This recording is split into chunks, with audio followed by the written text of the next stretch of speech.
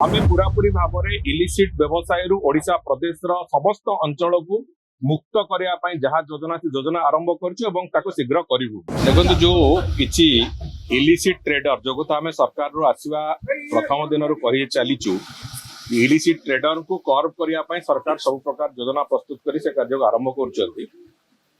mother जो illicit व्यवसाय जो कथा को विभिन्न समय अतीत राजनैतिक प्रोत्साहन पाई जो गोटे बड़ महाद्रुम होती काटिकी मूलरू उखाड़ी फोपाड़ार आवश्यकता अच्छी से बाबद में सरकार पूरापूरी तार व्यवस्था आरंभ कर नुआ एक्साइज पॉलिसी भी आसो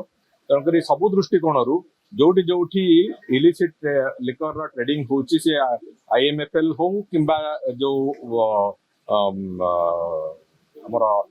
देसी मद्यर कथा हो जोटी जोटी होची से कथा को पूरापूरी भाव में बंद करा ये इलिसिट ट्रेडर ठू जो पीबार कारण होची समुदाय जी आम एपर्यंत अनुधान कराई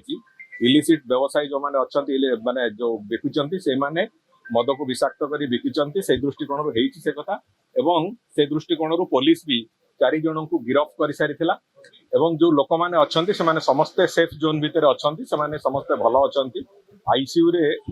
जड़े पेसेंट टिके अवस्था खराब थिला एवं सी भी धीरे धीरे सुधुरिबा आरंभ करिसंती तेणुक ये घटना को लेकिन एक्साइज कमिशनर को से अनुजाई विभाग तरफ निर्देश दिखाई से जाइचंती निजे सेठी